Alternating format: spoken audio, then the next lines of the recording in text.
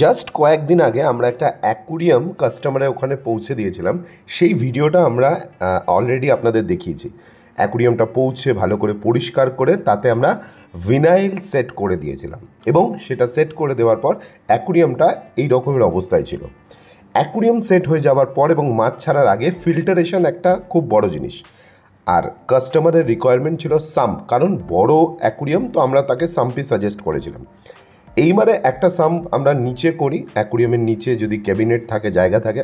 Otherwise এটা হচ্ছে overhead sump, overhead মানে ওপরে সাম্পটা সেট করছি। সাম্প বানানোর পর যেটা মিডিয়া দেওয়ার ব্যাপার থাকে সেটাও কিন্তু আমাদের দেখতে হয়। Ceramic ring, charcoal, bioball, active carbon, কতটা কি দিলে পরিমাণ মতো ভালো হবে সেদিকেও নজর দিতে হয়। এবং তারপর চলছে মাছ ছাড়ার পর্ব।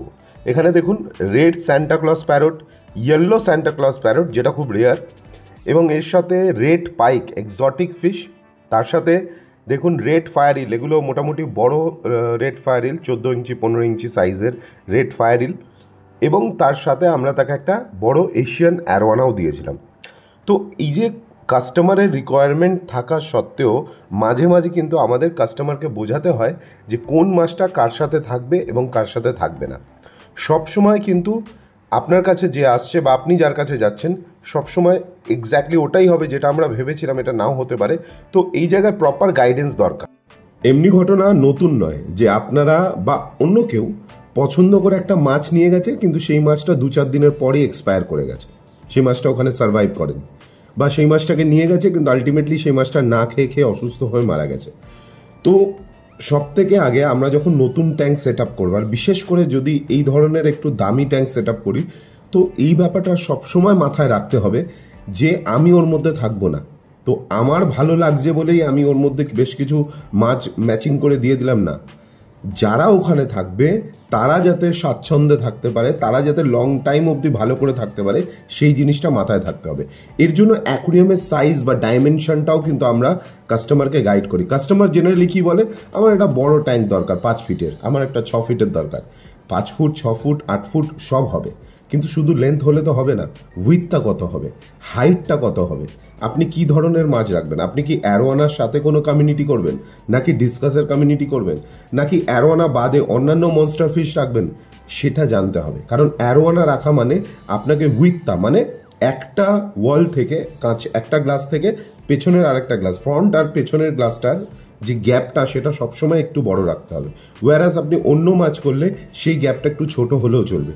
এটা বোঝাতে হবে যে আপনি যে মাছগুলো নিচ্ছেন তার ফিডিংয়ে যাতে কোনো প্রবলেম না হয়। মানে এই মাছটা ওইটা খাবে না, ওই মাছটা সেইটা খাবে না। এবার এটা আমাদের বাড়িতে হয়, বাড়িতে 5-4টে বাচ্চা থাকলে হয়তো এ মাংস খায় না, ও মাছ খায় না, ও ডিম খায় না, আমরা খাওয়াতে পারি। কিন্তু যদি আমরা একটা কমিউনিটি ট্যাঙ্ক করি আর সেখানে যদি এই রকমের ব্যাপার থাকে যে প্যালেটস খাবে না, এ লাইভ খাবে, বা এ লাইভ প্যালেট দুটোই খাবে, বা এ লাইভ প্যালেট খাবে না, একে ফিডিং ফিশ খাওয়াতে হবে, বা একে শুধু শ্রিম খাওয়াতে হবে। তো এই যে আলাদা আলাদা খাবারের ব্যাপারগুলো, এখানে অনেক সময় কাস্টমার শেষে গিয়ে পাজলড হয়ে যায় যে আমি তো জানতাম না যে এই ব্যাপারগুলো ঘটবে, তাহলে আমি নিতাম না। সেটা কাস্টমার পরে রিয়েলাইজ করে, বা হয়তো সেলার বা বায়ারের সাথে এই ধরনের তার কনভারসেশন হয়।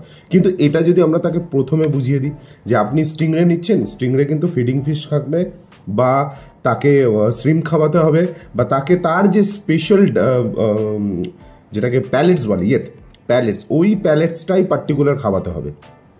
অ্যারোয়ানা স্টিক খায়, অ্যারোয়ানা আরও অনেক রকম খাবার খায়। কিছু মাছ আছে যারা লাইভও খাবে আবার ড্রাইও খাবে। তো সেটা যদি আপনি আপনার বায়ার্স যার কাছ থেকে কিনছেন সেখানে যদি আগেই কনসাল্ট করে নেন, তাহলে কিন্তু পরে আপনাকে এটা নিয়ে মাথা ব্যথা করতে হবে না। না হলে কিন্তু আপনি একটা মাছ কিনে নিয়ে আসবেন, আপনি একটা 5 ফুট 6 ফুট একটা ভালোবেসে একটা বড় অ্যাকুরিয়াম বানিয়েছেন শখের, এবং সেখানে বেশ কিছু মাছ দিয়েছেন আপনার পছন্দ মতো, আপনি মনের মতো। এবার কিছুদিন পর যদি মনে হয় যে না এ খাচ্ছে না, এ ওকে মারছে, এ ওপরে ফ্লোট করছে, বা এ কোনায় লুকিয়ে যাচ্ছে, এটা ভালো লাগছে না, তারপর যখন ওখান থেকে এক একটা মাছ বার করে করে আলাদা করতে হবে, অ্যাকুরিয়ামটাকে আবার চেঞ্জ করতে হবে, এনভায়রনমেন্টটাকে পাল্টাতে হবে, তখন এক তো নিজের ভালো লাগে না যে শখ করে মাছগুলো আনলাম আবার বাইরে বার করতে হচ্ছে, তখন একটা টেনশন, একটা হেজিটেশন আসে। আর দ্বিতীয় জিনিস হচ্ছে যারা এক্সিস্টিং মাছ, যারা ওই ট্যাঙ্কে থাকবে না, তাদেরও যদি যে পার্টনার্সগুলো আছে বাকি মাছগুলো বারবার অ্যাড করা হয়, লেস করা হয়, অ্যাড করা হয়, তখন প্রবলেম হয়। কখনো সখনো হতে পারে, এক আধবার এই প্রবলেমটা হয়, আমাদের সাথেও হয়েছে। আমরা যেটা ভেবে দিয়েছি হয়তো সে অ্যাকুরিয়ামে গিয়ে মাছগুলো একটু অন্যরকম বিহেভ করছে, সেটা কখনো সখনো হয়। কিন্তু আমরা যদি প্রথম থেকে একটু ভালো করে প্ল্যানিং করে অ্যাকুরিয়াম মেকিং থেকে পেছনের যে ভিনাইল বা কভার লাগানো হবে সেটা থেকে কি ফিল্টারেশন হবে, ফিল্টারেশন আমি যদি আমার মধ্যে সময় কম, রাইট, আমি সবসময় জল চেঞ্জ করতে পারবো না, তো আমি সেই রকমেরই মাছ নেবো যার ফিল্টারেশনটা মানে ওয়াটার চেঞ্জটা একটু কম, মানে ফ্রিকোয়েন্টলি না করলেও হয়, তার মেনটেনেন্সটা কম। তো এগুলো প্রত্যেকটা জিনিস, ছোট ছোট জিনিস আছে, এগুলো আপনারা যদি আগে জেনে নেন অ্যাকুরিয়াম বানানোর আগে, মাছ কেনার আগে, যখন আপনি প্ল্যানিং করছেন তখনই এই জিনিসগুলো আপনার যদি নলেজে চলে আসে, আপনি দেখবেন অনেকটা রিল্যাক্সভাবে, অনেকটা ভালোভাবে আপনি আপনার হবিটাকে এগিয়ে নিয়ে যেতে পারবেন। আরও ডিটেলসের জন্য তো কন্ট্যাক্ট নাম্বার আমি দিয়েছি, আমাদের সাথে কথা বলুন। কথা বলা মানে এটা নয় যে অশোক অ্যাকোয়াতে এসে মাছ নিতে হবে তবেই হবে। আপনারা আসুন, ঘুরে দেখুন, একটা এক্সপিরিয়েন্স নিন। আর আমি পার্সোনালি বলি, আপনাদের বাড়িতে যদি কোনো ছোট মেম্বার থাকে, জুনিয়র মেম্বার থাকে, খুদে বন্ধু, তাকেও নিয়ে আসুন, একটা খুব ভালো এক্সপিরিয়েন্স হবে। প্রচুর কালারফুল মাছ, তাদেরও একটা ওয়ান্ডারফুল টাইম তারা স্পেন্ড করবে। এসে আমাদের সাথে কথা বলুন। যদি আমি থাকি শপে বা আমার সিনিয়র যিনি আছেন আমার দাদা, উনি যদি থাকেন আপনাদের সাথে কমিউনিকেট করবেন। যদি না থাকে আমাদের এক্সপিরিয়েন্স টিম আছে, তারা আপনার সাথে কমিউনিকেট করবে। বসে কথা বলুন, একটা রিলেশন তৈরি করুন। আজকে না হয় হয়তো 1 বছর পর আপনারা আমাদের থেকে কোনোদিন মাছ নিলেন, আজকে জেনে গেলে আপনি হয়তো অন্য জায়গায় দিয়ে নেবেন, কিন্তু একবার জেনে গেলে, আলোচনা করে গেলে, আমার প্রফিট হলো কি না হলো সেটা পরের কথা, কিন্তু আপনি যদি প্রপার নলেজটা নিতে পারেন, যে মাছটাই আপনি রাখবেন অ্যাটলিস্ট সেই মাছটা নিজেদের ভুলের জন্য এক্সপায়ার হবে না, ড্যামেজ হবে না। ভালো থাকবেন, পরে আবার এমনি একটা ভিডিও নিয়ে আসবো। নমস্কার।